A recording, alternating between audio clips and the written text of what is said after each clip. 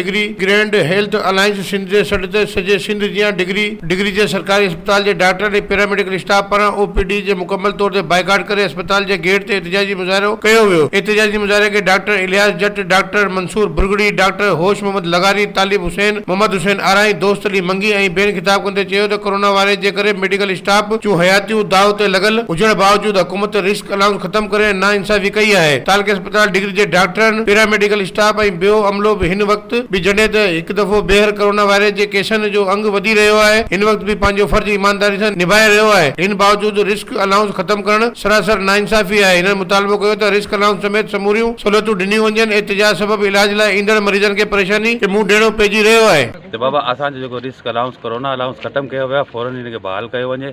असांजो मेडिकल ऐं पैरामेडिकल जो सर्विस स्ट्रक्चर फौरन बहाल कयो वञे ऐं रिस्क अलाउंस जेको 50% कयो वञे।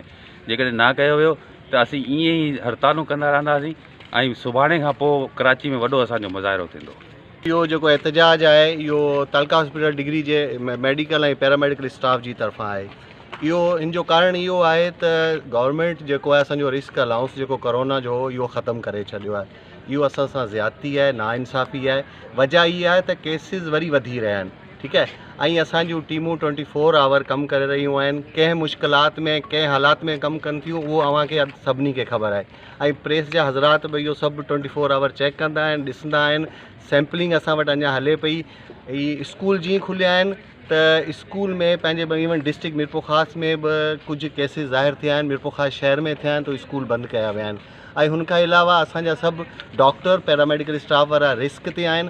त असीं एहतजाजनि इहो हाणे क़दम खयों आहे त जॾहिं असांजा मतिलबु जाइज़ हक़ूक़ नथा ॾिना वञनि त असीं इहो बि हिकिड़ो हक़ हासिलु आहे असांखे त असीं एहतजाज करियूं। असां अञा बि कमु करियूं पिया। एमरजेंसी असांजी हले पई। हुनखां अलावा का बि ट्रामा वग़ैरह को हूंदो आहे, इंडोर आहे, इहो बि हले पियो। लेकिन असांजो एहतजाज इन करे रिकॉर्ड कयो वञे त असांखे इहो जेको आहे पंहिंजो रिस्क अलाउंस ॾिनो वञे। मज़ीद खबरों और तफसीलात के लिए विजिट करें हमारी वेबसाइट www.awamiNewsHD.com।